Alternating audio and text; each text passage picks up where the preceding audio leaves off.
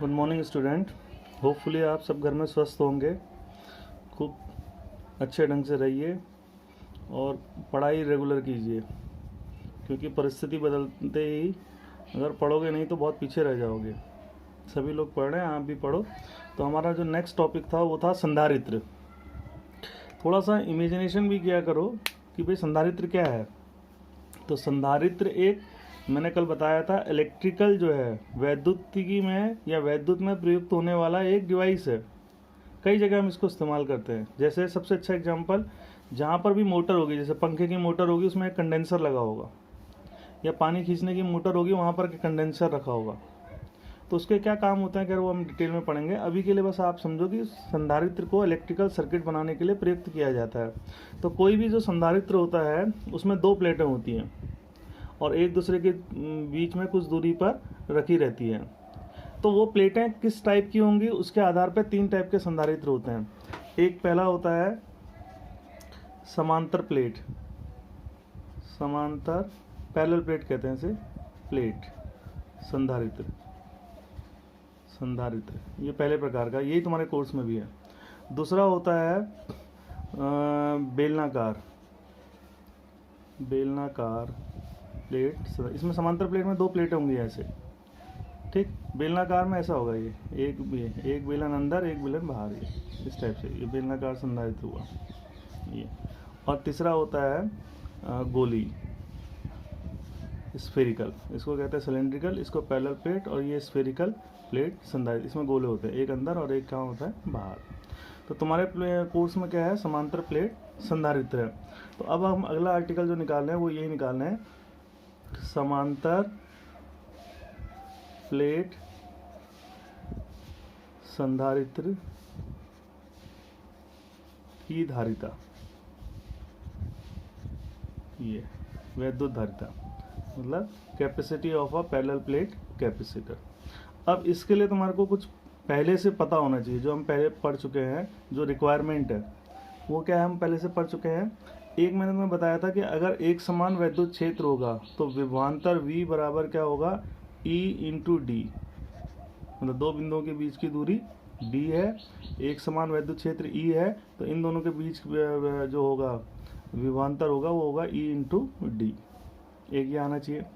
दूसरा ये आना चाहिए, एक क्वेश्चन ये भी करा था हमने पिछली बार एनसीईआरटी में, कि अगर हमने इसको प्लस आवेश दे रखा है और इसको माइनस आवेश, न्यूमेरिकल में देख लेना, तो इसके बीच में जो वैद्युत क्षेत्र होगा E इज इक्वल टू कितना होगा, सिग्मा ओवर एप्सिलॉन नॉट।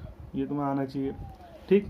और एक ये आना चाहिए, सिग्मा क्या है, एकांक क्षेत्रफल में आवेश, तो कुल आवेश निकालना है तो सिग्मा इंटू क्षेत्रफल।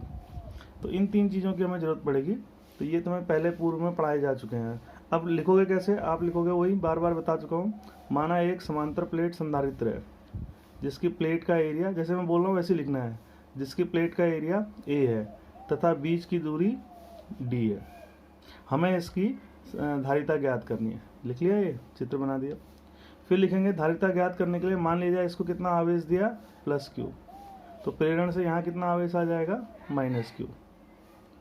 और मान लीजिए इनके बीच का विभवांतर कितना है, V, तो आपका C इज इक्वल टू क्या हो जाएगा, आपका Q अपॉन V, ये हो जाएगा। ये पहली समीकरण आ गई।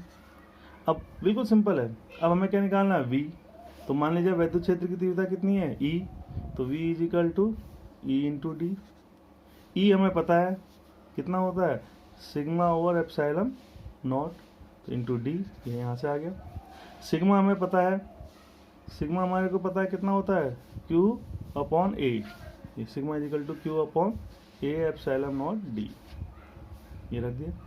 अब इसको रख देंगे हम कहाँ पर, समीकरण 1 में। तो C is equal to Q ऊपर है और ये QD नीचे आएगा और ये A एप्सिलॉन नॉट घूम के ऊपर जाएगा, तो Q से Q क्या हो जाएगा, कट जाएगा। तो आपका C इज इक्वल टू क्या आ जाएगा, A epsilon not upon D. ये फॉर्मूला आ गया संधारित्र की धारिता का। तो क्षेत्रफल के अनुक्रमानुपाती तथा बीच की दूरी के क्या होता है, व्युत्क्रमानुपाती होता है। और ये माध्यम के लिए हो गया। ये फॉर्मूला कब लगेगा, जब निर्वात में या वायु में अगर आपका संधारित्र रखा है तो उसकी धारिता कितनी होगी।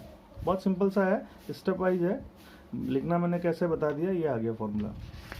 अगला इंटरेस्टिंग आर्टिकल है संधारित्र का संयोजन, संधारित्रों का संयोजन, संधारित्र का संयोजन। ठीक है, ध्यान से समझना इसको जो मैं कह रहा हूं। अब संधारित्र का संयोजन क्या है, इसको इंग्लिश में कहते हैं कॉम्बिनेशन ऑफ कैपेसिटर। तो इसमें क्या है कि भाई कई बार हमारे पास क्या होता है कि जो हमारे को वैल्यू चाहिए, संधारित्र अलग अलग मान के होते हैं, तो अलग अलग मान के होते हैं संधारित्र। तो हमारे पास क्या होता है, कई बार जिस मान का हमें चाहिए, फॉर एग्जांपल हमें 8 माइक्रोफैराड के चाहिए, हमारे पास नहीं है, 4 माइक्रोफैराड के हैं, तो क्या करेंगे, उनको समांतर क्रम में लगा देंगे तो हमारा काम चल जाएगा।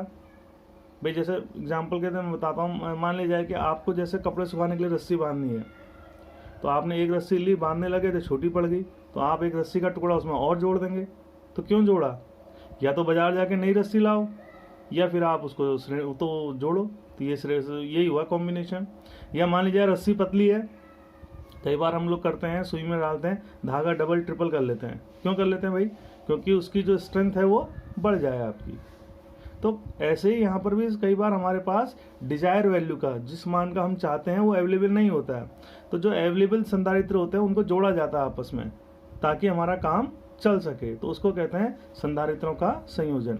तो ये 2 प्रकार का होता है, एक होता है श्रेणी क्रम में, एक संयोजन होता है 2 प्रकार से जोड़ते हैं, श्रेणी क्रम में, श्रेणी क्रम में,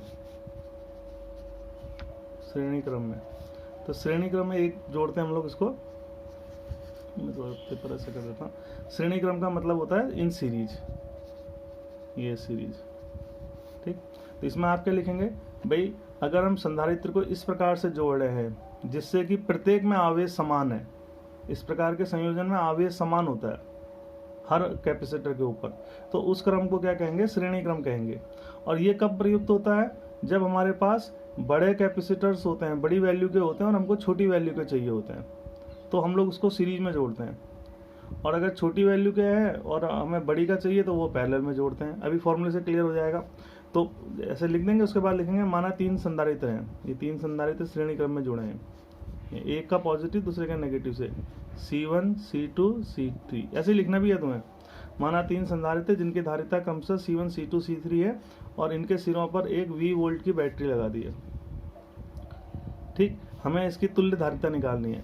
तो माना यहाँ से कितना आवेश गया, Q, आवेश तीनों में सेम रहेगा, इसमें भी Q, इसमें भी Q, इसमें भी Q। अगर ये प्रतिरोध होता तो धारा सेम होती, इसमें आवेश सेम होगा। और मान लीजिए इसके सिरों पर विभवांतर कितना है, V1, इसके सिरों पर V2 और इसके सिरों पर V3। याद रखना श्रेणी क्रम में विभवांतर बढ़ता है। तो यहाँ से आप शुरू इतना लिख लोगे तो फिर यहाँ से शुरू करोगे, V = V1 + V2 + V3। ठीक है, कुल विभवांतर है, तीनों का योग होगा।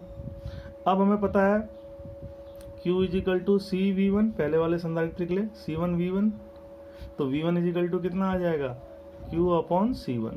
ऐसे V2 = क्या आ जाएगा, Q/C2, और V3 = क्या आ जाएगा, Q/C3।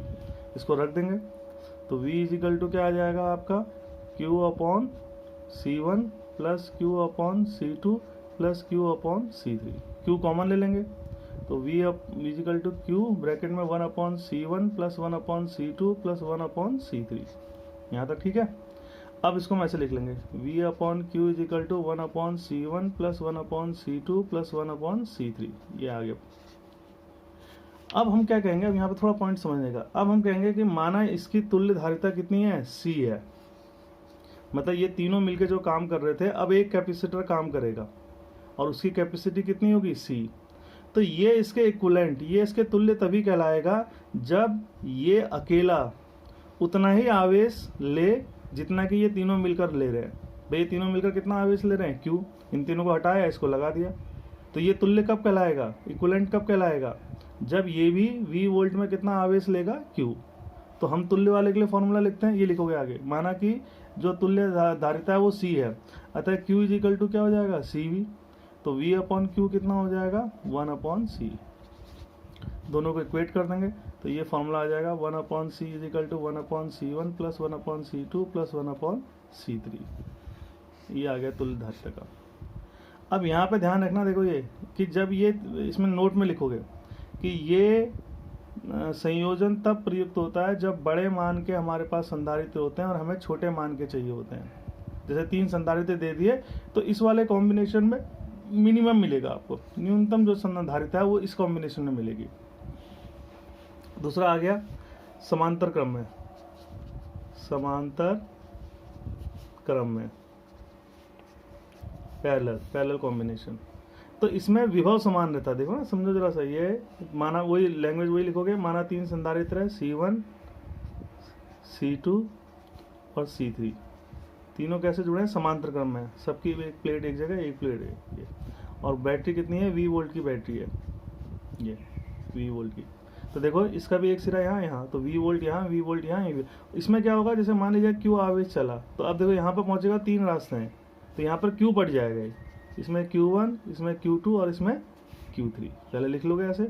अब यहाँ शुरू कहाँ से करोगे, Q से। Q इक्वल टू कितना हो जाएगा, Q1 plus Q2 plus Q3, ठीक है। अब Q1 का मान निकालोगे तो धारिता कितनी है, C1। भाई हमारे पास एक ही तो फॉर्मूला है, Q इक्वल टू CV। तो पहले वाले के लिए C1 और वोल्टेज वही रहेगी V, तो Q1 की जगह क्या लिखेंगे हम लोग यहाँ पर, C1V। Q2 की जगह C2V और Q3 की जगह C3V। इन तीनों को सब्स्टिट्यूट कर देंगे, तो Q equal to C1V plus C2V plus C3V। क्या कॉमन दिख रहा है, V कॉमन दिख रहा है, तो यहाँ आ जाएगा C1 plus C2 plus C3। तो Q upon V equal to क्या हो जाएगा, C1 plus C2 plus C3। अब फिर वही जो पहले हमने बोला कि माना इसकी तुल्य धारिता कितनी है, C है, तो इन तीनों को हटा दो, इसको लगा दो, तो ये भी 20 वोल्ट में कितना आवेश लेंगे, Q। तो इसके लिए फॉर्मूला लिखेंगे, Q इक्वल टू, ये फर्स्ट इक्वेशन होगी, CV। तो Q upon V equal to क्या हो जाएगा, C। तो ये तुल्य धारिता है, तो C इक्वल टू क्या हो जाएगा, C1 plus C2 plus C3, ये आ जाएगा। ये आपका समांतर क्रम के लिए आ गया। अब इस कॉम्बिनेशन को कब करेंगे, जब हमारे पास छोटे होते हैं और हमको बड़े चाहिए होते हैं। ये इस वाले कॉम्बिनेशन में कैसा मिलेगा, मैक्सिमम। जैसे आपको कोई 3 कैपेसिटर दे देगा और वो बोलेगा न्यूनतम कब मिलता है और अधिकतम कब मिलता है, तो अधिकतम मिलेगा श्रेणी क्रम में धारिता और न्यूनतम मिलेगी यहाँ पर। अब मैं एक क्वेश्चन दे रहा हूँ आप लोग को, क्वेश्चन ध्यान से सुन लेना। मान लिया जाए n संधारित्र हैं, कितने संधारित्र हैं, n। क्वेश्चन लिख लोगे तुम, माना n संधारित्र हैं जिसमें प्रत्येक की धारिता कितनी है, C है। प्रत्येक की धारिता कितनी है, C।